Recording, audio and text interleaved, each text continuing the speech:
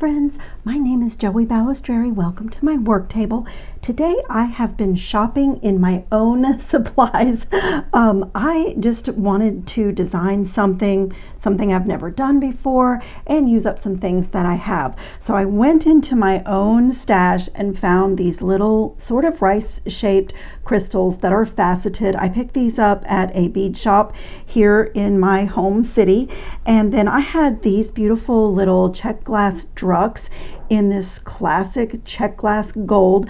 I get 2 boxes every month directly from the Czech Republic. It's a company called KRAFTIKA, and I can't remember if this is from their Bohem style box or their Czech Beads exclusive box, but I absolutely love getting boxes, directly from the Czech Republic. I love Czech glass beads. And so what they are strung on is my favorite bead stringing material. This is the copper color of the Metallics line by Softflex. It is a 49 strand medium all-purpose bead stringing wire, and this stuff is amazing. I love for all the colors that it comes in, because if it is exposed or showing, you can just allow that to be part of your design. And there's like I said, a lot of colors to choose from, but also there's a malleability with this bead stringing wire and a tactile feeling. I mean, for me, it's kind of like the difference in when I touch something polyester or touch something silk. I feel a big difference. And so, like, for me, this is just the best there is. And you'll see why I'm talking about this so much, because with this design, that malleability, that bendability is going to be really important. So what you're looking at here is me having chosen, whoops, I cannot hold on to it, chosen these 2 beads. In scale, they're about the same size, but obviously they're not the same bead. So I just strung them as close to the same length as I can, on a length of about 7.5 inches, which is maybe more than I will need.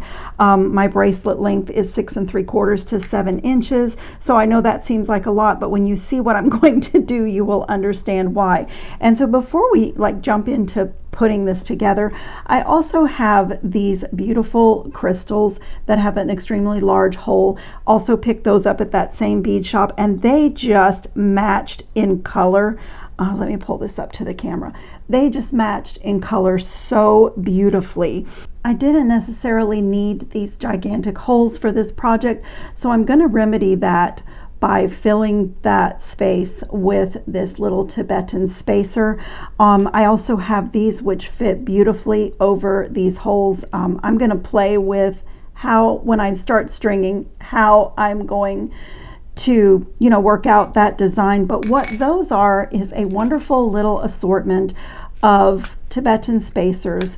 Most of them have really large holes. This one actually doesn't have a small hole either, but I love these. This is an Amazon find. I will link this below. It is so wonderful to have an assortment like this when you are designing. Can't talk enough about having good supplies. So that's where these have come from. I have a magnetic clasp. This project will require 4 number 2 crimp tubes and my magical crimping plier. So what I have here is all the last little bit of the 6.0 gold seed beads, Czech glass gold seed beads that I had in my supplies, but I also have the same seed bead in an 8.0, and for the back part of this design, I'll decide if I'm going to do the 6.0 or the 8.0. I'm not sure yet. And then I'm going to be using, for part of this stringing, these beautiful faceted rondelle crystals. These are just from my stash. This is what's left over from the strand, and then I had cut some, and they are there. So that's pretty much everything in my regular jewelry tools. So let's start out by crimping. And this is going to look a little bit strange to you. I'm going to remove my bead stopper, and I am going to take a number 2 crimp tube and put it on, and I'll show you. This is definitely going to look a little strange, but you'll see where it's going. This is so fun and so unique, and I've never done it before, and I didn't make a prototype. You're kind of along for the design ride today, but I think it's going to work. And I did have one little problem solving thing, but I think I've worked that out too. So anyway, this has been like floating around in my head. So I'm just working this into a loop, and I don't want too big of a tail here, and I need this length, you know, to be the longer side. I need a long side and a short side, in other words. So I'm just, and I don't want this to be too tight. I definitely don't want it to be too tight.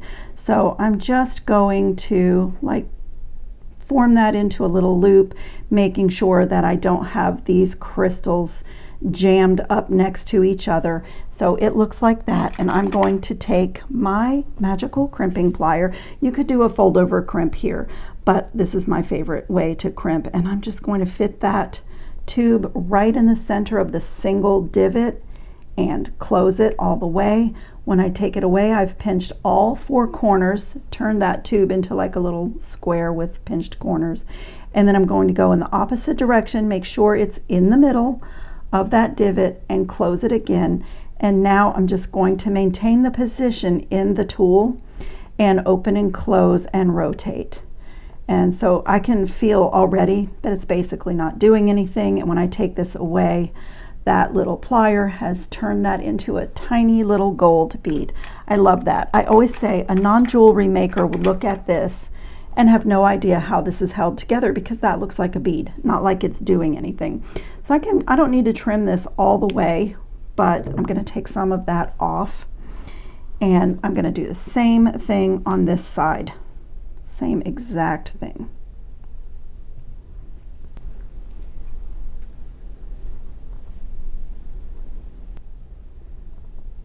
Okay, so I have my 2 loops the way that I want them, and now I am going to interlock these loops.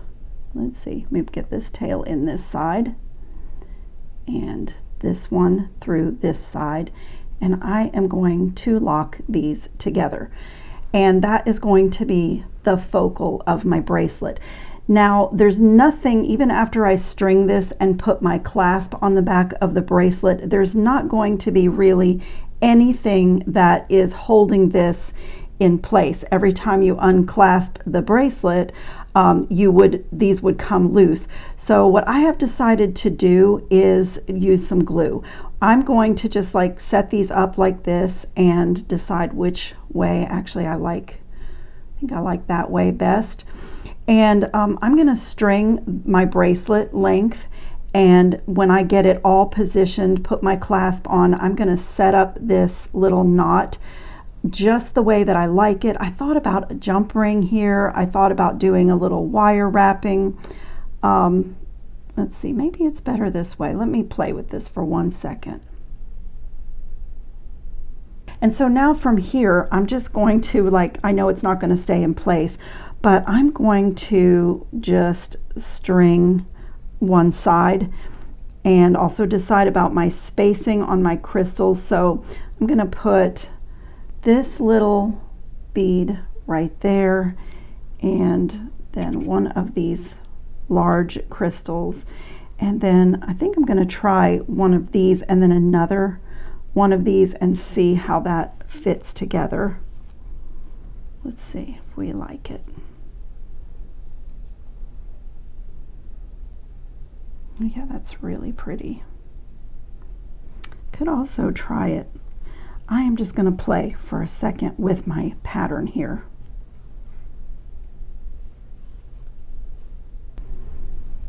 Okay, so that is how that's going to work out. I really need, I really like my stringing kind of going right into this large crystal, and this fitting inside like that really stabilizes everything. So I think that's what it's going to be. And now for the back part of the bracelet, I am just going to string some crystals, and let me just see. I already tried this 6/0 and I like them, but I'm going to try these 8/0s and see if I prefer the smaller size in between. It matches my Czech glass Drux perfectly. So there's that, or let's try the 6/0 and see. For me, this pattern play and this kind of putting the beads on and off is just what I love so much. It's so relaxing and so fun and so creative.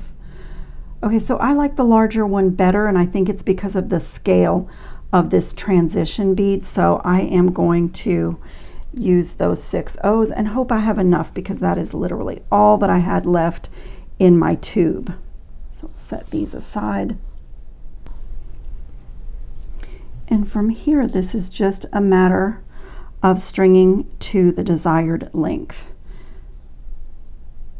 So I'm just going to continue on both sides, doing exactly this same thing until I get my desired length.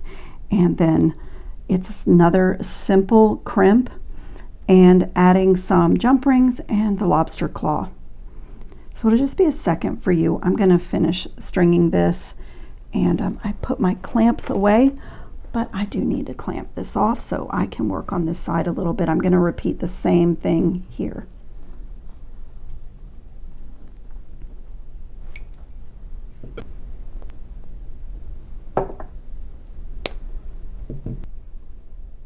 Okay, my stringing is done, and I have put a crimp tube on this side, and I've also put a little jump ring on one side of my magnetic clasp, and I'm just going to use this as kind of a little bit of leverage.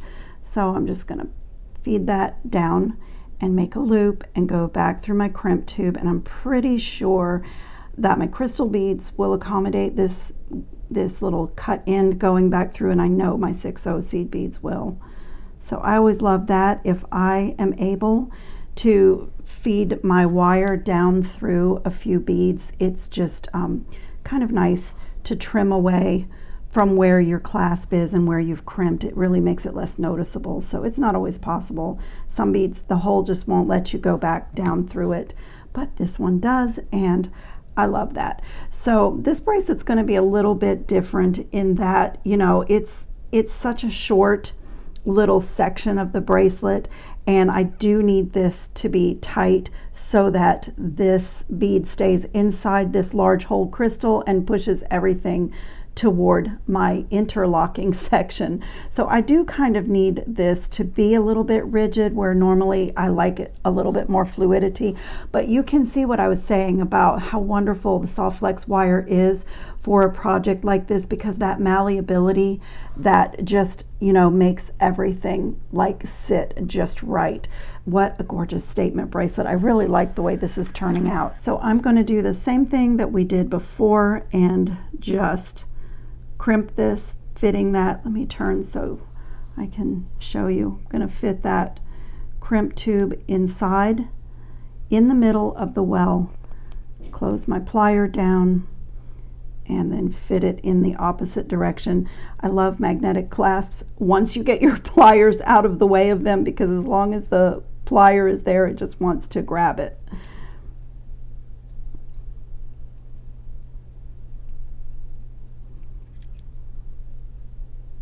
I'm just going to go around a little bit more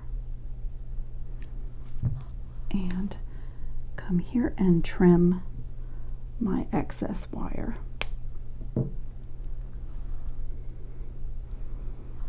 Okay, and we're going to do the exact same thing on this side.